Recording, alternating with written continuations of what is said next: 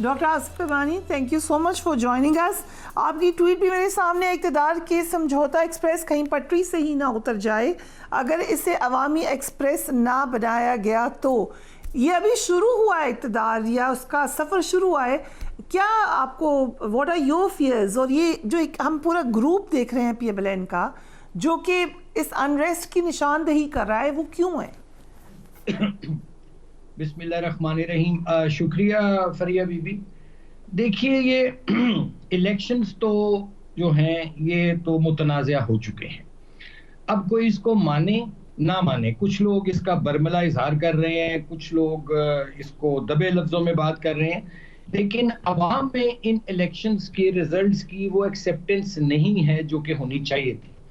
क्योंकि normally election तो clarity लाते हैं, स्टेबिलिटी लाते हैं, लेकिन यहाँ ये ऐसे इलेक्शन हुए हैं जिनसे कि ना क्लैरिटी आई है और इंस्टेबिलिटी भी जौन सी है उसकी तरफ हम जाते नजर आ रहे हैं। जैसा कि कुछ जमातों ने कहा जी वो तहरीक भी चलाएंगे ईद के बाद।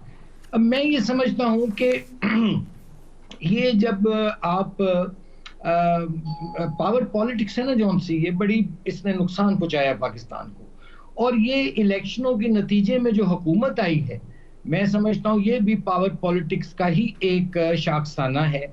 और इसी मैंने उसको अंदाज में बात की कि लोगों के जो रियल इश्यूज हैं, देखिए गवर्नमेंट अभी तक मैं जो देख रहा हूँ, ये जैसे वो जहाज होता है या गाड़ी होती है, ट्रेन की जैसे समझौता एक्सप्रेस की मैंने मिसाल दी कि चल नहीं रही है कि एक अरेंजमेंट के तहत तो हो गया है, लेकिन मुझे ये ऐसी हुकूमत है मुझे टेक ऑफ करती नजर नहीं आ रही। मुझे ये ऐसी एक्सप्रेस है कि इसमें मुझे अवामी रंग नजर नहीं आ रहा।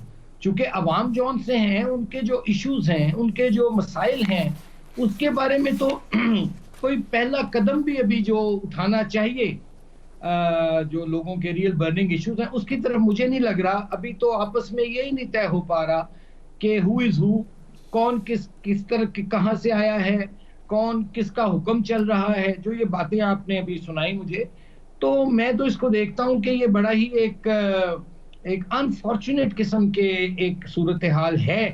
और ये इस शोर में और जो हैं लोगों के लिए इश्यूज जो से वो एड्रेस होने चाहिए, जो मुझे अभी एड्रेस होते हुए नजर नहीं आ रहे। उस तरफ कोई मुझे फर्स्ट स्टेप भी नहीं नजर आ रहा। जो कोई एक ग्रुप है, मियां जावेद लतीफ़ हैं उसमें, और समझा जाता है कि वो नवाज शरीफ साहब के क्लोज हैं और कुछ लोग हैं, वो ये तासुर दे रहे हैं कि ज़बरदस्ती हमें हुकूमत दी गई है। इज दैट पॉसिबल कि कोई ज़बरदस्ती हुकूमत दे दे PMLN को? देखिए, बात ये है कि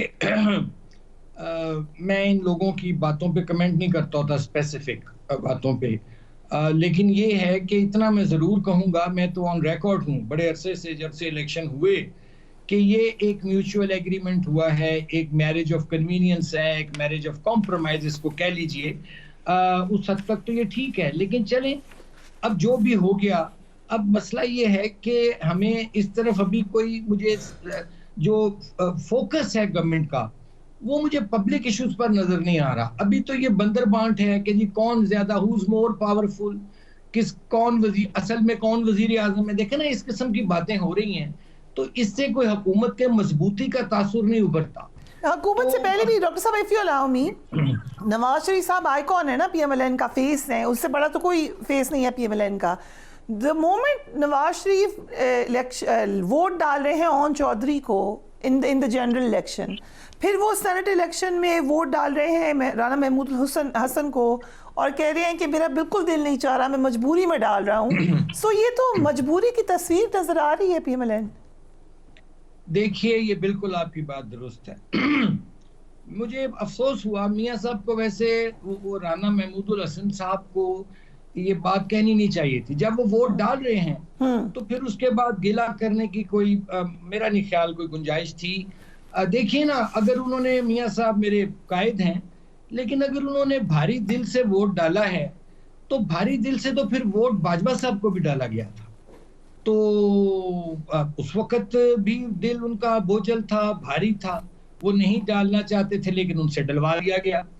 तो अब जो सेनेट इलेक्शन में उन्होंने वोट डाला है, इस पर जो उन्होंने कहा कि मैं भारी दिल और बोझल दिल के साथ वोट डाल रहा हूं, तो जिस तरह मैं तो उनका एक कारकुन हूं, मैंने तो ओन चौधरी का वोट नहीं डाला था, मेरा तो सलके में वोट था, तो मैं नहीं डाला वोट, मैंने नहीं मुनासिब समझा। तो अगर मियां साहब नहीं वोट डालना चाहते थे, तो अगर उनका दिल वाकई बोझल था, तो फिर उन्हें एब्सटेन कर लेते। वो अगर डाला था वोट, फिर उनको मेरा नहीं ख्याल कि उनके स्टैचर जैसे बंदे को ये बात या गिला करना बनता था। ये मेरी जाती राय है। ये बड़ी इंपॉर्टेंट राय है, ये बड़ी इंपॉर्टेंट राय है, और मैं जानना चाहूंगी क्योंकि उस वक्त आप थोड़े like you were in better position in PMLN.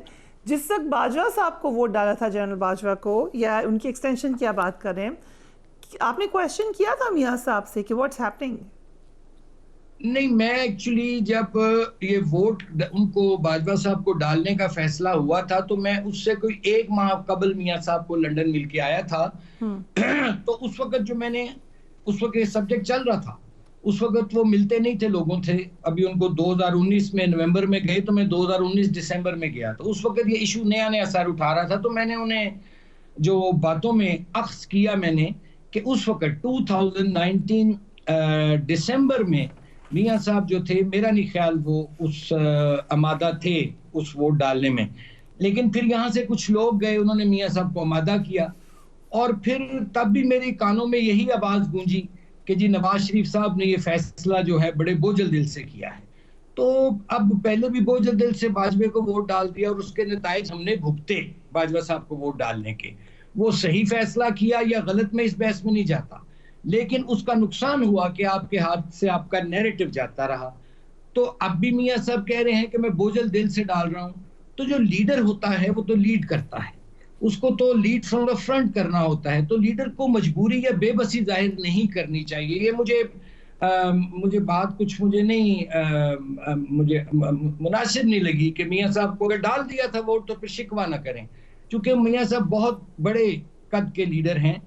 और बहरहाल, लेकिन अब क्या किया जाए। ये भी है कि अभी शिकवे शुरू होंगे, ये बाय डिजाइन बात कर रहे हैं कुछ लोग, और अभी एक बयानिया बनेगा जिसमें अपनी मजबूरियों का जिक्र होगा। Is that a possibility?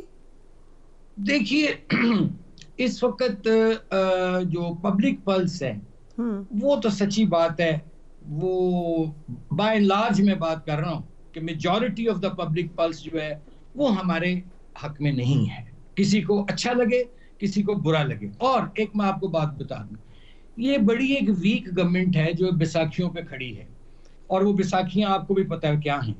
और मैं तो आज ये किसी को कह रहा था, अपने किसी दोस्त से बात करते हुए, मैंने कहा यार, जैसे वो गाड़ी के अंदर नहीं होती है एक एक्स्ट्रा व्हील, जिसको कहते हैं स्टेपनी बोलते हैं, जो भी कह लें, तो वो तो ऑलरेडी इस गवर्नमेंट में उन्होंने अपनी, जिन्होंने स्टेपनीज या एक्स्ट्रा व्हील्स रखने थे वो रख लिए हैं।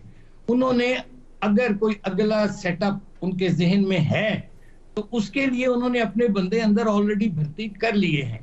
तो इन हालात में मैं समझता हूं कि गवर्नमेंट के लिए बहुत बड़े चैलेंजेस हैं।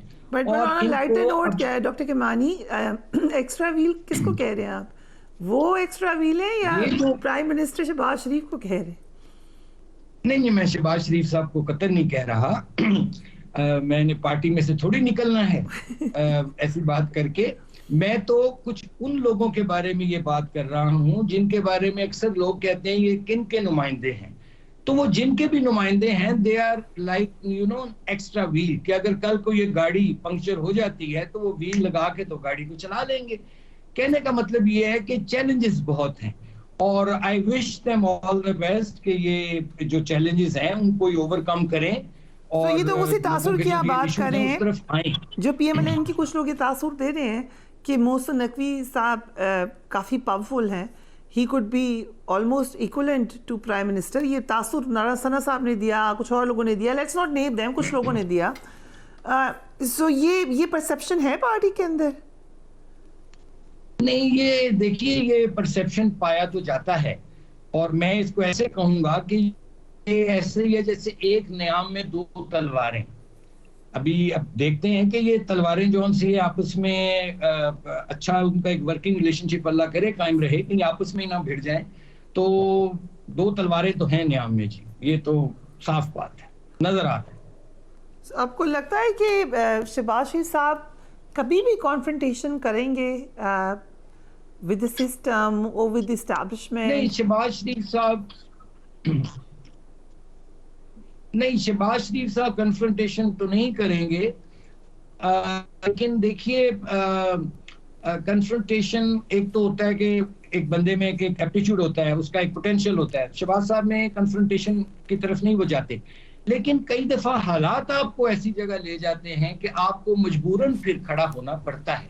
So, वो मुझे लगता है कि कोई ऐसा कितना अर्सा आपको लग रही है government with the public perception, with the election result, ये जो एक न्याम में दो तलवारें, आपने बड़ी अच्छी एक दी है एनालॉजी, कितने अरसे तक लग रही है आपको इस तरह गवर्नमेंट?